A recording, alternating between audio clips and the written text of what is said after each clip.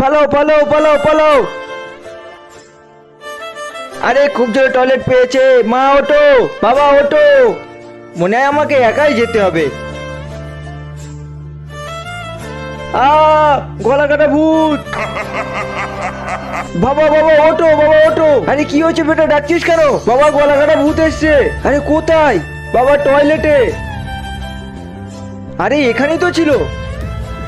আরে বেটা এখানে তো কেউ নেই। বাবা ওখানে দেখো। না না ওখানে ওখানে।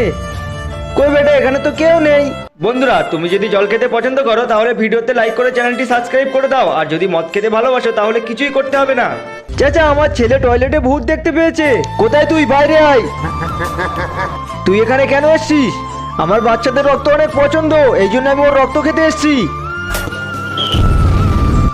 বেটা রাতের বেলা একা একা কখনো টয়লেটে যাবে না। ঠিক আছে।